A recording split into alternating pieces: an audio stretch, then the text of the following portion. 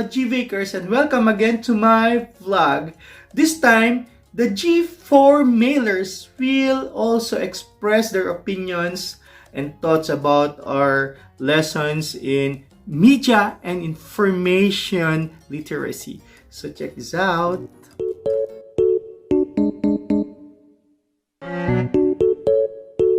Hello vlog. So our topic is about focusing on how communication is influenced by the media, where we will explain and elaborate about the effects of the media on modern communication in our society. Our group member is 4, and our group members are Leah Ginto, Jabber Giant, Gian De Villa, Justin Marasigan, Jomana, Sarah Al-Rashid, and me, John Michael Enriquez.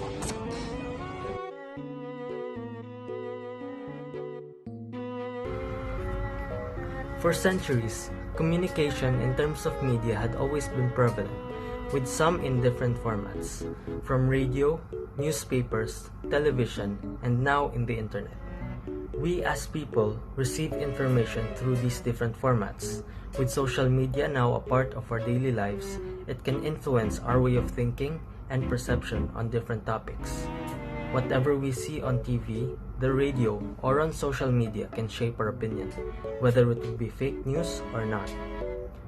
One of the objectives of communication in terms of media is to create a public opinion on any national or international issue. It provides their audiences with a realistic picture of the world through different perspectives. Hi guys, so today I will be talking about the different ways of communication, which may be verbal, non-verbal, written, or visual. So, what is verbal communication? Verbal communication is the use of language to transfer information through speaking or sign language. It is one of the most common types, often used during presentations, video conferences, and phone calls, meetings, and also one-on-one conversations. Verbal communication is important because it is efficient and it can be helpful to support verbal communication with both nonverbal and written communication. Nextly, I will be talking about nonverbal communication. It is the use of body language, gestures, and facial expressions to convey information to others. It can be used both intentionally and unintentionally. For example, you might smile unintentionally when you hear a pleasing or enjoyable idea or even a piece of information. Nonverbal communication is helpful when trying to understand others' thoughts and feelings. If they are displaying closed body language such as closed arms or hunched shoulders, then they might be feeling anxious, angry, or even nervous. If they are displaying open body language with both feet on the floor and arms by their side or on the table, they are more likely feeling positive and open to information. Thirdly, I will be talking about written communication. So, it is the act of writing, typing, or printing symbols like letters, numbers to convey information. It is helpful because it provides a record of information for reference. Writing is commonly used to share information through books, pamphlets, blogs, letters, memos, and more. Emails and chats are a common form of written communication in the workplace. And lastly, visual communication. It is the act of using photographs, art, drawings, sketches, charts, and graphs to convey information. Visuals are often used as an aid during presentations to provide helpful context alongside and/or verbal communication. Because people have different learning styles, visual communication might be more helpful for some to consume ideas and information. That would be all. Thanks for listening. Hi there. So today I'm going to be talking about how communication is influenced by media and information, but more on about the positive effects of it. So to start off, as we all know, communication in general is undoubtedly inevitable in our daily lives, so basically it is a major key to interaction with other people. It's how you start a conversation. It's how human interaction happens, because how do you expect us to communicate with each other? So, yung ways that this has been influenced positively, like, kasi media reduced the barriers in communication. Parang it makes it easier for everyone to express their thoughts and feelings to the world. So it also helps widen the knowledge, parang ganun, of an individual.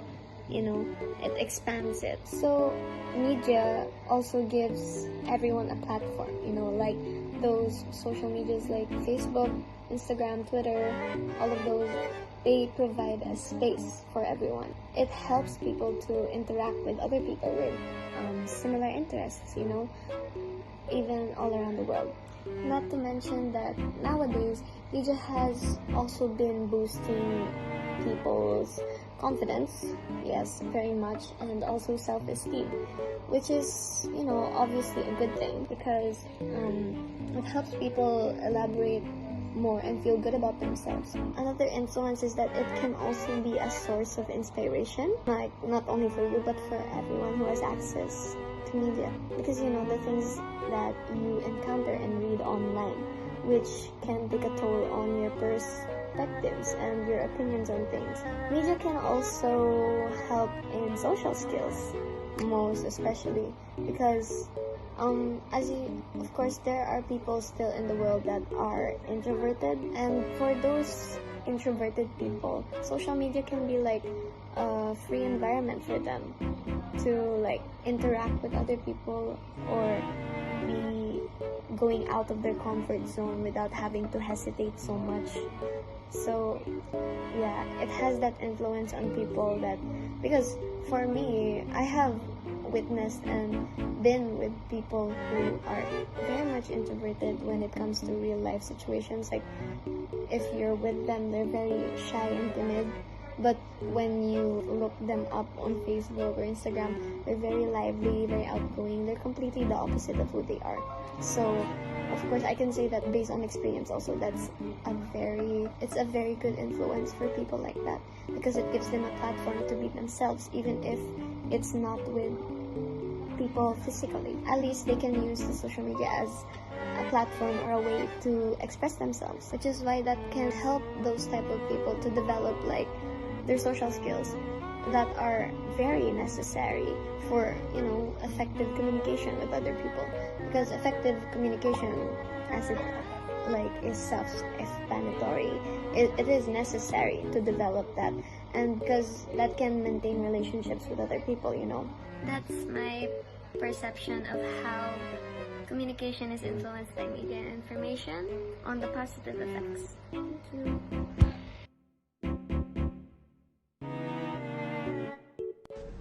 Hi, I'm Jumana, and I'll be talking about how communication influenced by media and information, the negatives of it.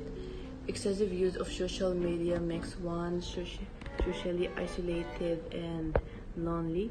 It causes them substance use, aggressive behavior, and depression. It is also observed that excessive use of social networks cause anxiety, depression, and mental illness.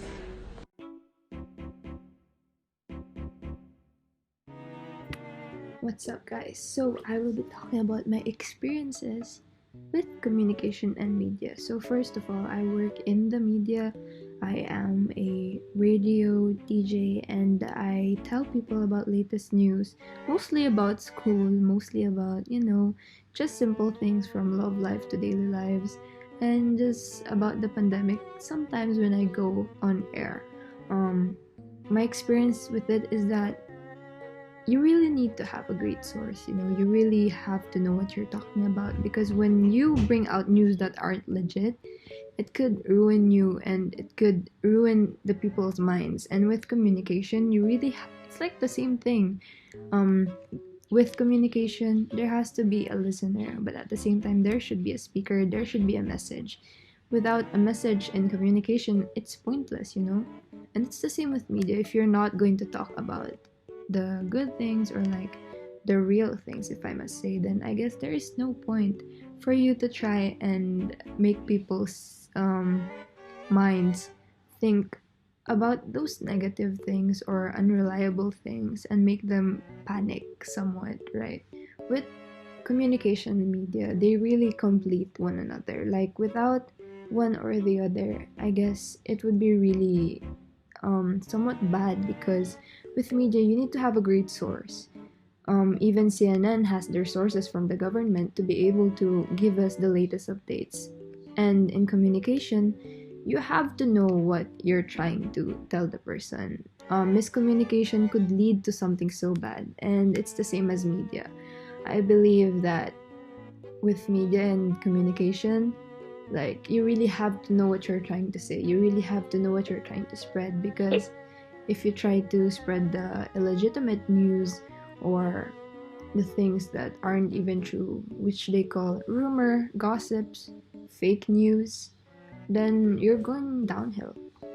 So, you know, overall, guys, media communication could go from a simple Facebook post to a whole news article from Rappler or CNN, or like it could go from just me and Jocelyn talking about something, and it could go to like the whole class talking about it, like us talking about it, and the whole school. That's how it works, you know, everything is just a domino effect. Like one news spreads and it spreads further, and it's the same with communication. You say something and a lot of people tend to hear it or tend to know about it, and I guess that's how well they complete each other. And you know, that's it for our vlog, guys. Let's head to the outro. So, good morning everyone, and I hope that you've learned something about the topic of my teammates, and I hope that you enjoy watching and listening. And now I'm just gonna give you a short recap about communication. Well, we can communicate in different ways. Nowadays, social media is the best way, right? But don't forget to think before you click. We can influence by simply communicating, but check it first if we influence in positive or negative ways. Because words are powerful like a double-edged sword, right? Let us communicate to build our understanding and unite. So, thanks for watching, and don't forget to like and subscribe. Thank you guys. Bye. Hi guys, welcome to vlog number 2 of Group 4, which consists of me, Gian De Villa, Saro Al-Rashid, John Michael Enriquez, Japper Jayan, Jomana Abu Badir, Leah Ginto, and last but not the least, Justin Marcy. So, I'm gonna start this off by giving you a brief explanation of what is media. So, the term media, which is the plural of medium, refers to communication channels through which we disseminate news, music, movies, education, promotional messages, and other data. It includes physical and online newspapers and magazines, television, radio, billboards, telephone, the internet, fax, and billboards. It describes the various ways through which we communicate in society. Because it refers to all means of communication, everything ranging from a telephone call to evening news on television can be called media. When talking about reaching a very large number of people, we say mass media. Local media refers to, for example, your local newspaper or your local radio channel. Media is very broad and it will be further elaborated by my group mates. Hi, good morning everyone, and today I'm going to talk about the beginning of media. Well, let's start with some story and beliefs that medieval European cathedral architecture functioned as mass medium of religious communication by offering Bible stories and religious info to large population through the use of paintings, sculpture, and visual arts. But really, media starts with Johannes Gutenberg with movable printing press 1450. Printing press spread news faster than anything before its time and introduced printing of not only newspaper but book as well. Next came to Telegraph. It was created by Samuel Morse and was the first means of electronic communication. It used a code, Morse code, that incorporated dots and dashes to spell out word in late 19th century. Next is telephone in 1876 by Alexander Graham Bell. That was used as radio and not the telephone that we know today. In 1890, phonograph was invented by Thomas Edison. It was the first technology that designed to reproduce sound recording. 1891, Thomas and Edison Company successfully demonstrate the kinetoscope, which enabled one person at a time to view moving pictures. Later, 1936, Thomas Edison shows his improved vitascope projector. And then radio came next in 1920s, brought the new concept of listening to radio program into home. And in late 1930s, radio was woven into Americans' life. They got their news from radio, especially news about war.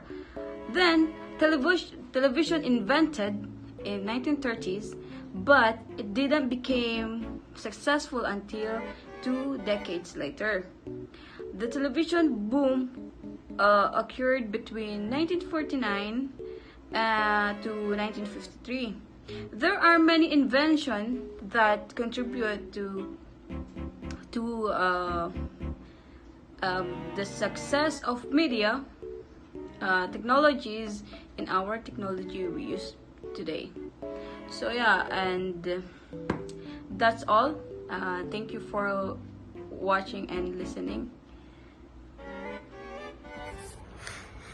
So, media in the present has changed over time compared to media in the past.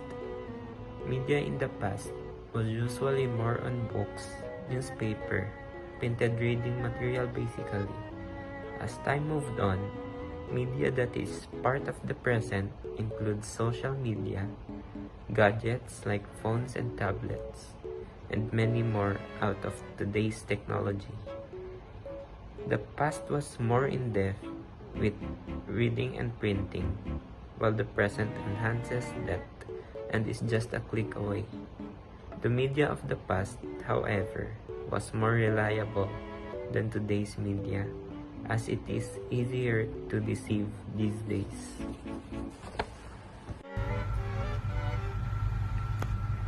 In the current generation, media has been a part of our everyday lives. Sometimes it can be a source of entertainment, and sometimes it can be a way for us to be informed of what is currently happening in our surroundings. But these are not the only roles that media plays in our society. Primarily, the role that media plays in our society is communication. Media allows the relay of information from one person to another by using mobile phones, radio, television, the newspaper, and in the current era, the internet. Media also acts as a watchdog for accountability of democracy and implementation of manifestos of the government, creating awareness to the public against malpractice. Media also creates a form of awareness and sensitization to the people, reaching out to each and every group and enlightens the public on their rights. Television in particular have also shaped the attitude and behavior of people.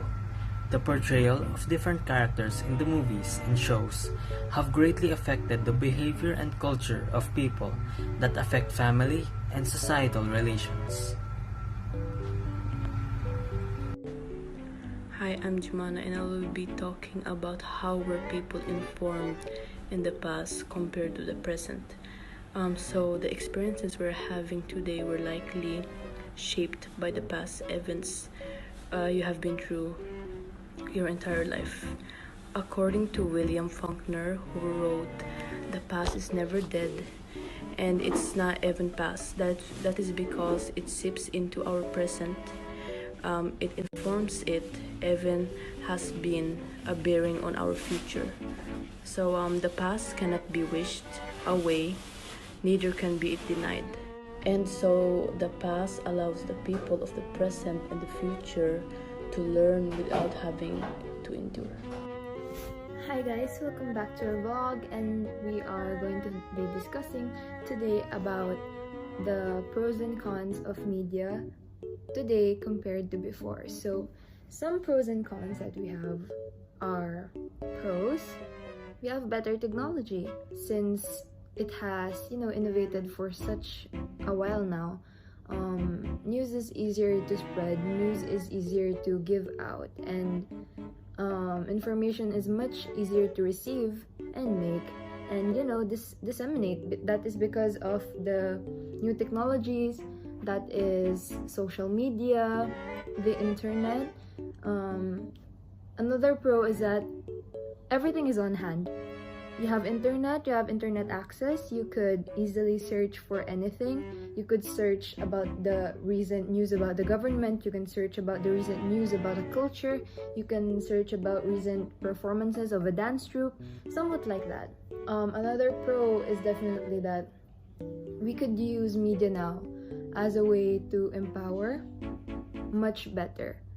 Media now is often used to empower women and Black people's rights, trying to finish racism, if I must say. But, even though things are not really much in our control, we are able to make such great changes now.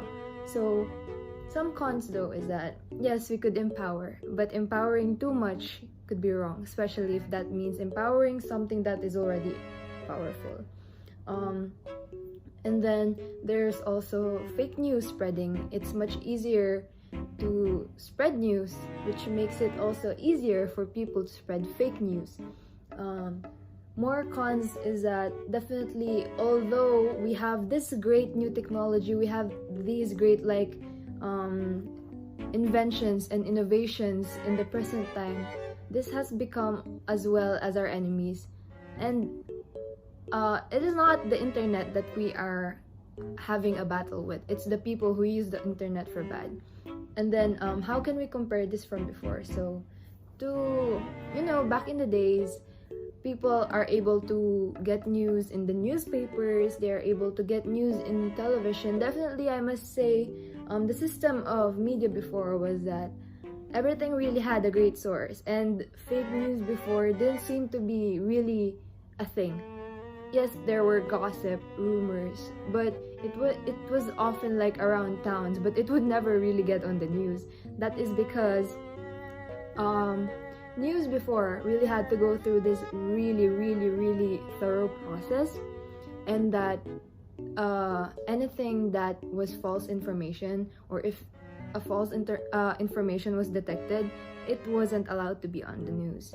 That is because just like what we said before, if you spread fake news, you're able to manipulate people's minds. And before, the media didn't really want to do that, if I must say. It was that was a pro of before, was that it was less easier for people to spread fake news compared to now.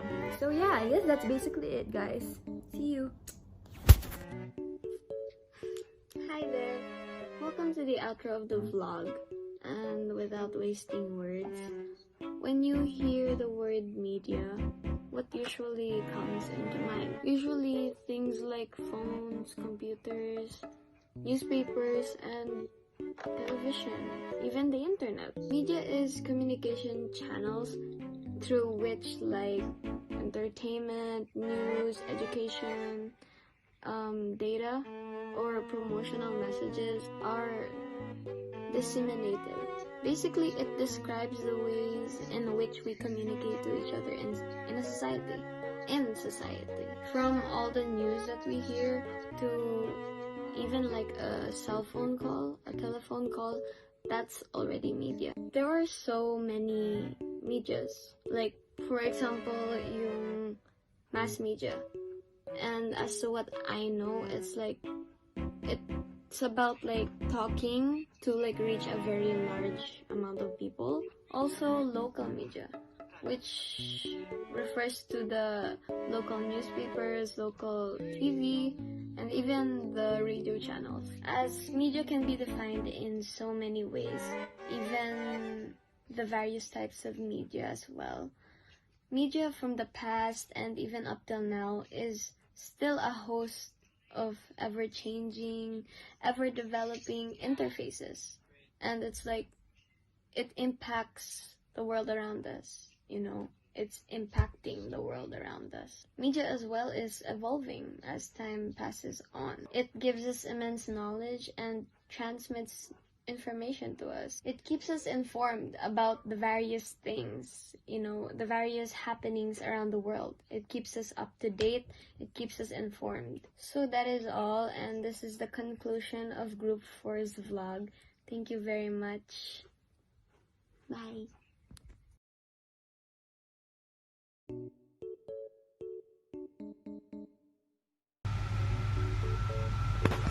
Hello everyone, welcome to the third vlog of Group 4. Today, our topic will focus on how mass communication has affected the development of society. My group mates will talk about the definition of mass communication and its importance, and the pros and cons of the effects of mass communication to society, and the relevancy of mass media to the current society, and why it needs to be a consistently reliable source of information. Without further ado, let's get started. So what is mass communication? Mass communication defines the general media and its communication in terms of connecting with the public. Mass communication involves all the branches of communication that aim for the center and core of society. Learning ways to find communication and elaborate efficiently through diverse methods of this branch of media. Mass communication is valuable in our modern-day society as it should tackle the branches that cannot be reached due to the lack of availability to certain types of communication, thus utilizing mass communication to reach out to the minorities that can't attain it. Hi. So today I'm going to be talking about how has mass communication affect like the development of society, but more about the positive sides. So, syempre, mass communication is to serve as like the eyes and ears for those yung nagsisik ng information about the world, about what's happening about the world. And mass communication is like practiced in multiple mediums such as like radios, television, social networking, billboards, newspapers, messages, magazines, of course, and pati yung mga movies, films, and like most especially the internet. So like sila yung mga main sources for finding out like what's going on around you, like the spaces around you in the whole world. So it's like mass communication is important because like it's also for socialization, like for people, because like changes in subtle areas are like such as the socializations of the individual in regards to knowledge and yung attitudes rin, like yung mga beliefs. And that can be like brought about through mass communication by using the media. The medias, like yung mga sinabi ko kanina, like television and cinema. So, mass media has become an inseparable part in our lives, syempre, in the human life. And, like, at a personal level na rin, nagiging parte na rin siya ng buhay natin, like yung mass communication, like in our day-to-day existence na yun. And, such, like, individuals use mass communication to, like, satisfy their need of entertainment rin. Like, they become more aware of the country's problems and issues, as well as it helps people develop understanding, like, for yung mga social problems ng mundo, or kahit yung country lang nila. And it also, syempre, it contributes to increased understanding of culture, mga politics, economy, and like so on. So that's my take on my part on how mass communication like has affected the development of society positively. Thank you. Hi, good morning everyone, and today I'm going to talk about how has mass communication affected the development of society, the negative side. So, mass communication is definitely has a negative impact in the development of the society. One of the function of mass communication is transmission, wherein it is like a vehicle that transmit info that cause changes. The changes may lead to negative impact to the society because of the changes of consumers' behavior and habit. Example, if the society is developing and because of mass media, a large audience adopt the culture of other like other like the food style, clothing, and etc. Because of this, the local will drop, and the society again will start to adopt also the wants of the citizens. Mass communication also has a huge impact in the society in terms of false information that can destroy the society and start crisis. So that's it for today. Thank you and goodbye. Hello, I'm Jumana and I'll be comparing traditional media to new media. So what's the difference between traditional media and new media? New media allows companies to target a narrow target audience through social media like paid online ads and search results. While in traditional media, it tends to cost more than new media due to its broad targeting and advertising channels. Hi guys, so I am Gian Devilla and I will be answering the question why mass communication needs to be a consistently reliable source of information for people. Now, there are factors that make mass communication unreliable, and I will start with there. So, first up are biases. Biases can originate from various sources, including human bias. Biased data is the result of cherry-picking information and data that proves your point.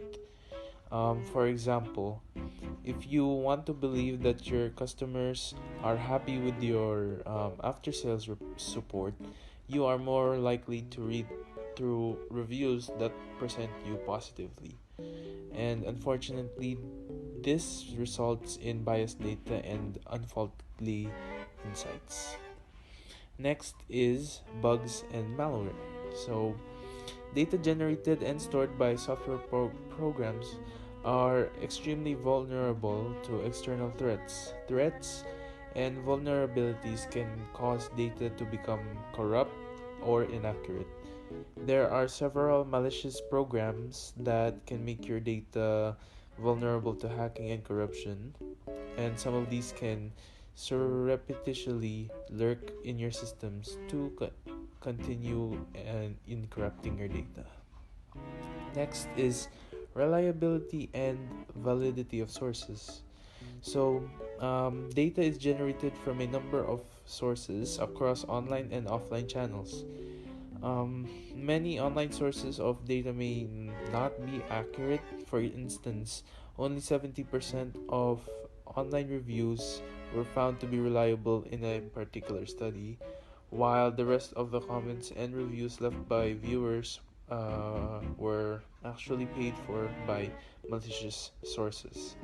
These kinds of data are neither reliable nor valid and will lead to incorrect predictions. Fourth, outdated and inaccurate data. So, a lot of data that organizations store are not up to date. Both online and offline data can quickly become outdated, and analyzing such data is useless. Data revision is very crucial to keep the veracity of information reliable. Outdated data ranges from inaccurate contact information to research results that are very old and invalid. Research shows that most businesses do not update their data and continue to use what they have collected years ago. Next, human errors and lack of precision. Most um, sources of information still engage in manual entry of data across different software programs. This is not only tedious and time taking, but it is also prone to human errors and lack of precision. Software integration reduces inaccuracies of data by syncing data real time across software programs and eliminates multiple error entries of data. Automating data entry is also crucial because these tedious tasks are best left to software programs. And the last is data corruption and rot. So, information can quickly become corrupted if not cleansed and maintained regularly. The root cause of corruption is using outdated hardware that cannot store data for a long time, and similarly, not cleansing data regularly and not updating it with the latest information can cause data and information to rot. While updating hardware and storing information in a safe and secure cloud storage location are equally important. So is ensuring that all your data is cleansed and audited regularly. So, going back to my main question, considering these factors for making mass communication unreliable, it is important to be consistently reliable because us as internet viewers will expect information to be backed up with credible evidence. Think of it this way: if you went to the doctor to get advice on a symptom you were having, and your doctor told you his diagnosis was based on something he heard from a random stranger, say on his way to work, would you be inclined to trust what he told you on your symptom meant? Probably not. But if your doctor told you that his diagnosis came from in an article he read in the peer review, his highly prestigious journal of the American Medical Association, you would be more likely to believe his diagnosis was correct. Why? The reason that you may have heard of the journal your doctor referred to, or you may know that AMA is a highly respected organization in the field of medicine, ergo, they know that their information is credible and reliable. The same situation holds true with mass communication. People are going to expect the best, most correct, most recent, and most reliable information possible. And we require all certain pieces of information in our life, and that is why we must make sure that sources disseminate reliable and credible information. That would be all. Hi vlog and welcome back to our room. We talked about mass communication, how it changed over the years, its past, as well as its positives and negatives. And, overall in our topic, we talked about how it evolves from a day-to-day basis. We could never really have this full definition because it is such a broad topic and it just changes every day. Mass communication consists of, just communication with you and someone else, but as well as you talking to a big group of people, or even just, a small group communication, or like it consists of maybe you along with other 30 people. Mass communication is such a broad topic that every day it evolves to something new. And it has its positives and negatives, but this doesn't change the fact that it is something that we need to, it is an essence to human lives. It is an essence in our lives. That is because, just like they say, no man is an island, and we wouldn't be able to live without the communication. And mass communication is one of those. And with mass communication, we are able to express, we are able to talk to other people, and as well as receive information. So yeah, I hope you guys understood our vlog and learned something new, and we'll see you guys next week. And especially, we're definitely going to make this shorter for you to understand easier. So yeah, see you guys. Bye!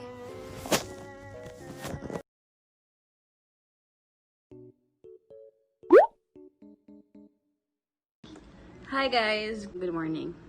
Here we are again for another knowledge that we will share to you.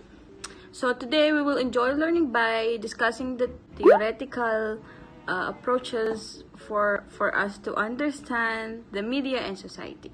In this topic, we will know the relationship between media and society, and the theoretical approach, which are the mass society approach and Marxist approach. And also, we will discuss to you the roles of media in fostering an information. So what we are waiting for? Let's begin our discussion. So goodbye guys and good luck. So, what's up vlog? So I will be discussing today the relationship between media and society. So what is the relationship between media and society? The media and society complement each other as vital support on different topics and sequences that involve in life. With the media, society is able to be aware and be informed with certain day-to-day topics that involve and or impact them even by the slightest. Having the media, no matter what platform it may be, such as technological or hard copy based, it is the most efficient and vital way in helping the society grow and improve itself. The society relies on media to be able to cite out the certain issues needed to be resolved or shed light onto them in order to fix these dilemmas occurring in our nation. Without society, the media will be useless as society is its main target, thus making these two things a very important thing in our community, as it involves us individuals who are part of our society. Hi there. So I'm going to be talking about the mass society approach today. And to start off, there are different approaches to the relationship between media and society. Pero syempre yung una is the mass society approach.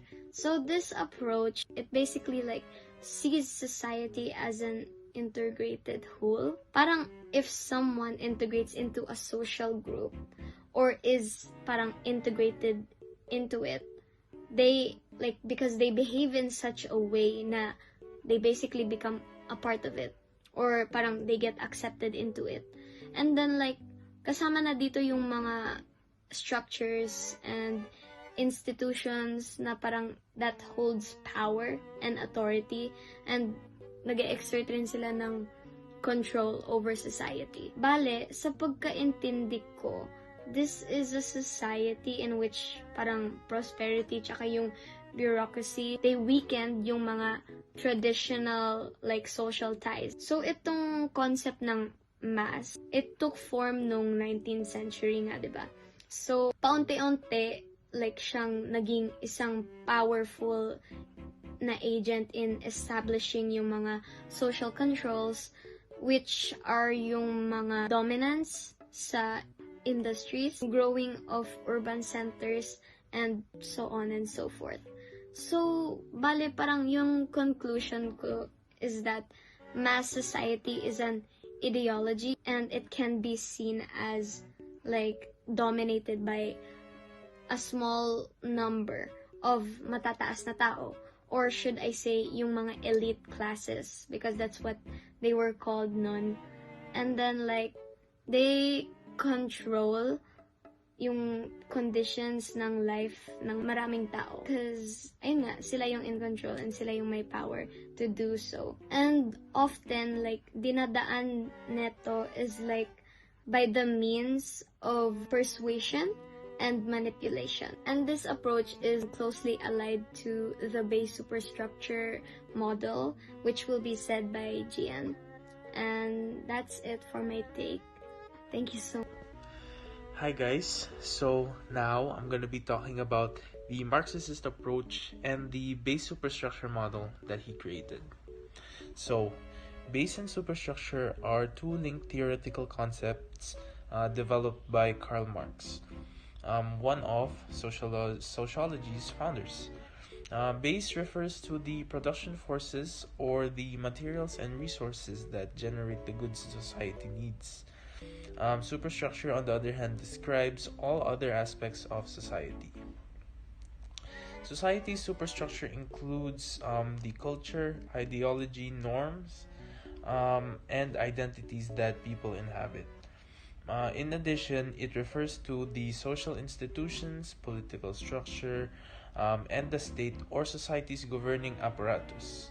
Marx argued that the superstructure grows out of the base and reflects on the ruling class interests. As such, the superstructure justifies how the base operates and defends the power of the elite. Neither the base nor the superstructure is not naturally occurring or static. They are both social creations or the accumulation of constantly evolving social interactions between people.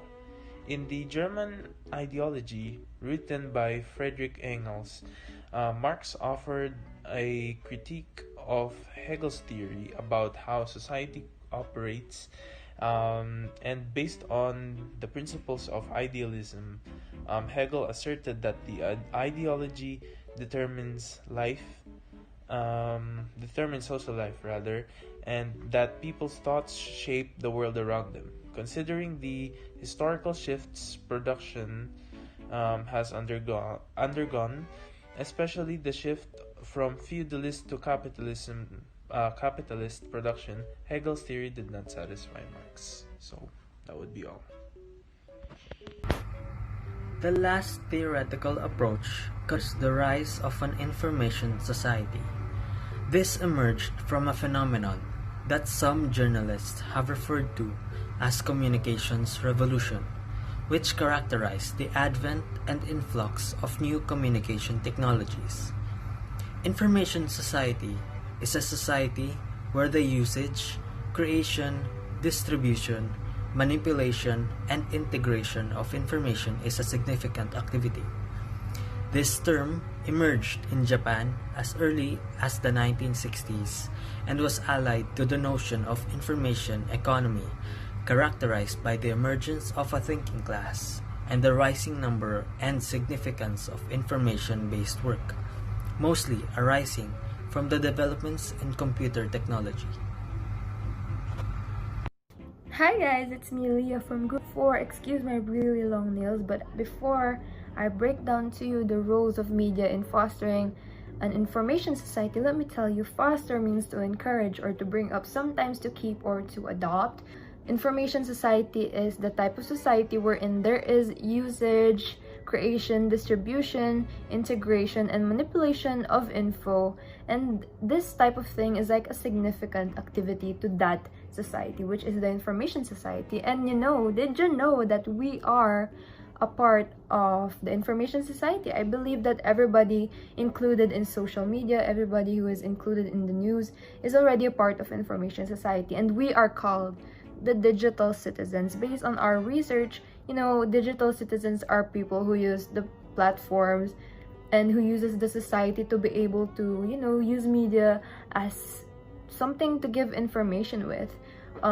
Some type of activities are activism, they use for media in businesses, and of course movements and etc. So one role is that it allows media to empower societies, such as the LGBTQ community. You know that it has been such a big journey for this community, for this society. That is because it's just simple rights, it's just simple human rights, everybody's equal. And that's what they're just asking for, equality. There is also one amazing movement that has been going on for the past years, which is the Black Lives Matter movement. And it is where, people of color, or as they call it, the POC, we are included in that, because we're Asians, have been fighting against racism. It's basically asking for equality, which is something that should already be normally given. Next is that, media is allowed to give an impact, especially on democratic societies. So this allows media to really allow the people in that country, or the citizens of the country, to be more active on like telling their thoughts to the government, or being more active in terms of like politics. And overall, basically the roles of media in fostering an information society is that it allows all of us to come as a whole. Like, this information society is able to come together and empower people and like change things on our own that the government cannot control anymore, such as, just like what I said, the Black Lives Matter movement and the LGBTQ community, which is so great because it has been, it's been more accepting in the world because of these movements. And I'm really grateful for all of the changes in the world. And that is pretty much how I would sum up the roles. It's really basic, it's just really common sense. And that's it, guys. See you in our next vlog. Bye.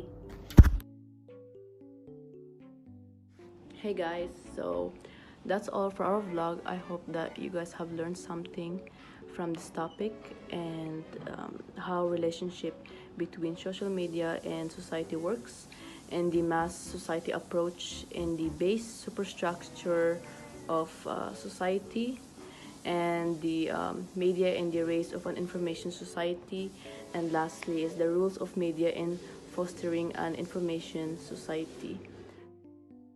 And yeah, I hope that you guys have learned something from all of this topic. And yeah, that's all for our vlog. Thank you for watching. Ayan mga ka-GVakers, you heard the different point of views of my students. So if you want to say something, please use the comment down below. And please click the notification bell in order for you to be notified if I have new videos to come. Maraming salamat po. And as I'm always telling you, subscribe now, laugh, and learn later. Maraming salamat again, everyone. God bless you all and always keep safe.